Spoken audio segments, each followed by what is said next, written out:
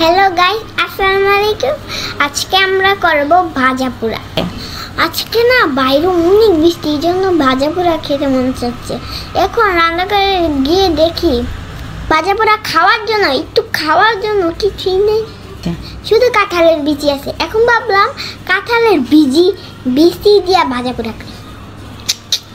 চলেন আমরা কাঁঠালের বিচি খাই, আসেন।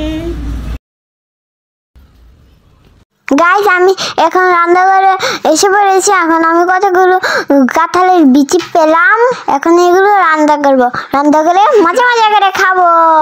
আগে না অনেকগুলো কাঁঠালের বিচি ছিল, আম্মু একটু করে সব রান্না করে ফেলেছে, আর খালি এইটুকু আছে, এইগুলোই রান্না করে ফেলবো। এখন এইগুলো আমি ভেজে খাবো। আম্মু তো জানে আমি কাঁঠালের বিচি খেতে পছন্দ করি, এই জন্য আম্মু কিছু কাঁঠালের বিচি রেখে দিয়েছে। এগুলো আমরা ভেজে নিব, ভেজে নিয়ে খাবো। আমি এখন একটা তাওয়া বসিয়ে নিয়েছি, এখন এইগুলো ঢেলে নিব আগে, তারপরে কিছুক্ষণ পরে একটু লাড়া দিয়ে দিব। আমি আগুনটা বাড়িয়ে কাঁঠালের বিচিগুলো ভালো করে লাড়া দিয়ে দিব। আম্মু বলছে কাঁঠালের বিচিগুলো ঢেলে কিছুক্ষণ গরম করে নিতে হবে, আর কিছুক্ষণ পরে লাড়া দিয়ে দিব। এখন আমরা কাঁঠালের বিচিগুলো কিছুক্ষণের জন্য দেখে দিব। কাঁঠালের বিচিগুলো হতে তো আমার 10-12 মিনিট সময় লাগবে। এই মধ্যে দিয়ে আমি একটু সাজুগুজু করে আসছি। দেখেন তো আমাকে কেমন লাগে। বেশ কিছুক্ষণ পরে আবার রান্না করে এসে বললাম, সেদিকে কাঁঠালের বিচিগুলো সিদ্ধ হয়ে গিয়েছে। তারপরে একটু মুচমুচে হওয়ার জন্য ঢাকনাটা তুলে রেখে দিব। ঢাকনাটা তুলে রাখার পরে আমার ভাইয়ের সাথে একটা দুর্ঘটনা ঘটে গেল। বিপদ কখনো বলে কই আসে না, আমার ভাইয়ের উপরে বিপদ চলে আসলো।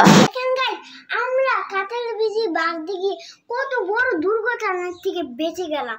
দেখেন কাঁঠালের বিচি বাঁধতে গিয়ে এই কাঁঠালের বিচি ফুটে এসে ভাইয়ের মুখে পড়েছে। আমার কিভাবে পড়েছে? ও এরকম করে মাথাটা নিচু করেছিল, আর কাঁঠালের বিচিটা হঠাৎ করে ফুটে ওর মুখে এসে পড়ছে। আল্লাহ বাঁচাইছে ওরে, নাহলে তো একটা দুর্ঘটনা হয়ে যেত। ও মুখটা এভাবে নিচে রেখেছে, আর কাঁঠালের বিচিটা এসে গায়ে পড়ছে। এই যে কাঁঠালের বিচিটা গেছে, মুখটা এখানে রেখেছে কাছাকাছি, আর কাঁঠালের বিচিটা হঠাৎ করে ফুটে গেছে। কাঁঠালের বিচিগুলো হয়ে গিয়েছে, আম্মু এখন একটা হাঁড়ির মধ্যে ঢেলে নিয়েছে। এখন আমরা মজা করে খাবো।